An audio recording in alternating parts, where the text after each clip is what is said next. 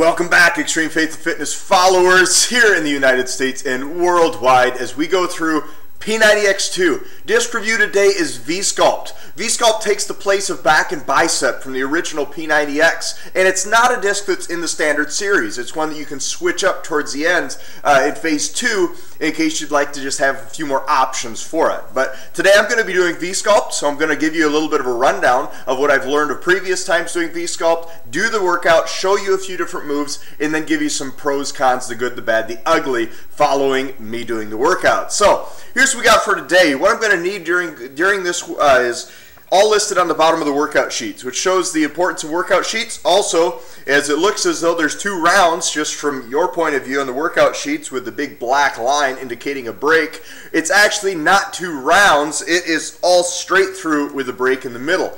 Tony Horton likes to do the repeating rounds many times. This is not one of those. It is just plain and simple 23 blood pumping, muscle throbbing exercises. And this targets the biceps, it targets the back. So there's going to be a lot of pull-ups in this, a lot of chin-ups, and a lot of curl moves. But because this is P90X2, we're focusing on our core. We're going to be using balance balls. We're going to be using things to throw us off balance. Here's what you're going to need, though, for this workout.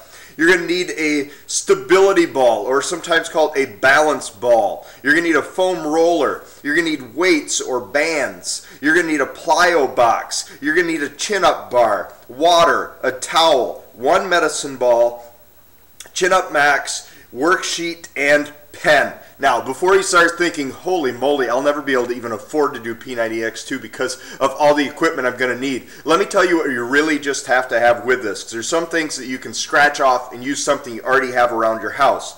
Premium stability ball. That's those great big round balls that you'll see people using if you're not familiar with the fitness world. If you don't have one of those, you can use a towel or you can use a chair. Just something to help you get elevated, and then you watch the modified guy that instead of putting both feet on a ball, put 1 foot on a chair, and it's going to get you the results that you're wanting. Or for some of these, you're resting your forearm onto a chair, sometimes down onto the ground. So if you want to do it exactly as the excuse me, as the majority of the example people do, you have a ball, you don't need it. Foam roller. If you'd like to do the foam rolling sequence, it is fantastic for all sorts of good deep tissue massage, but if you don't have it, just do standard stretches or just fast forward the 3 minutes that they're going to be doing foam roller. Weights or bands, that's simple. If you don't have weights, they are a little costly. They'll last forever, but if you don't have them, use bands. You're going to get great results with bands. If you don't have a pull-up bar, use bands. There's ways to use it for that. So good for it, and there's even some moves that everybody is using a band for, so no problem there with that. Plyo box. I don't even have a plyo box. I've got all sorts of home fitness stuff. What do I use? I use a chair. I use something simple. Actually, because I work out in a church, I use one of the church pews. So it's just simple with that.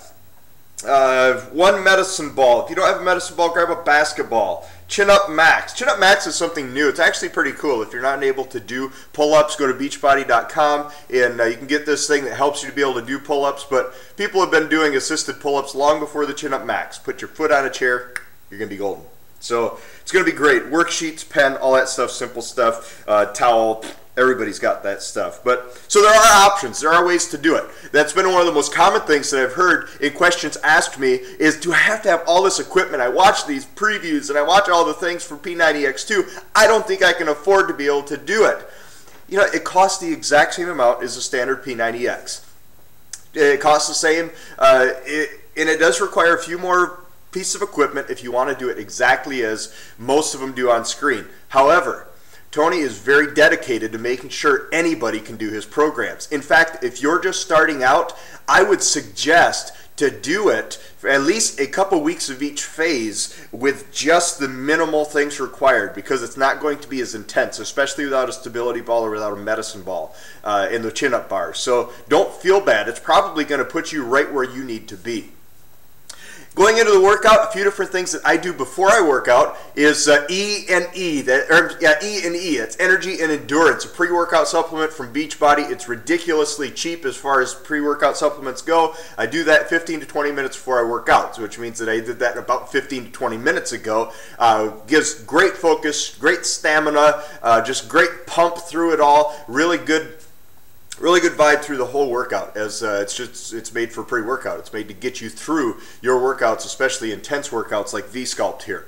And so that's what I do. I always have some sort of liquid when I first wake up in the morning. I work out at 6 o'clock. It's actually a couple minutes after 6 right now, so I got to be hitting play. But I like to have myself hydrated, because throughout the night you dehydrate. That's why when you wake up in the morning, first thing you got to do is hit the potty, because your body's still been working even though you've been sleeping. So get yourself hydrated, get yourself some E&E. If you don't have that, even an apple, banana, a half hour before you work out. Get something in your body to give you a little bit of energy, and then you hit play like I'm going to do right now. Going to see you back after the workout, give you the good, the bad, the ugly, the pros, the cons of it. See you back in just a minute. Stick with me.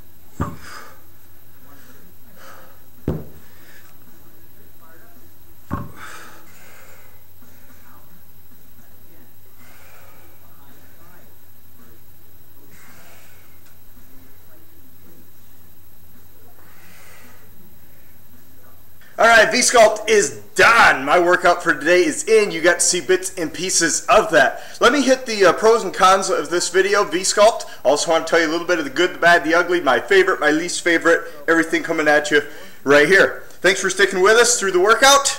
As there's a few different moves that may be unfamiliar to people. In fact, the name may throw you off. Is 21s. 21s is a really common, very popular bicep move to get great muscle pumps, as well as some good peaking. Just a nice, good bicep workout. However, how about doing a 21 that's a pull-up? Oh yes, you do 7 low, 7 going up halfway, 7 going up from halfway to all the way, and then 7 complete full range of motions pull-ups. Those are going to be tough. Now, in all of this, you may get discouraged and say, I just can't do it. Tony points out the fact that this is your first time. It may not be 21s, it might be 15s. It may be 12s. Whatever you're able to do, do your best. Forget the rest. Just keep pressing on. You can do P90X2. It's not just for the experts and the athletes. You can push on through this also. There's a move in here called the Edmonds chin-up. The Edmonds chin-up is a typical chin-up, which means your wrists are facing your body and you've got a medicine ball between your legs. You're squeezing them either between your ankles, between your knees, or I actually kind of bend my knees and sandwich it all between my calf and my thighs. And my goodness, that is a fantastic move to be able to help you stay focused on your lower body during a pull-up. It takes a little bit of coordination, which I lack, but I'm able to get it after a few tries at this. It really is fantastic, because it makes you focus on your entire body's form going through. Now, in P90X, you're often allowed to do pull-ups however you're able to, with kipping, not kipping, whatever may be. In fact, it never mentions anything about kipping. And if you aren't familiar with what kipping is, it's that body motion of building momentum by picking your knees up or pushing your pelvis forward to get yourself up and your chin over that bar.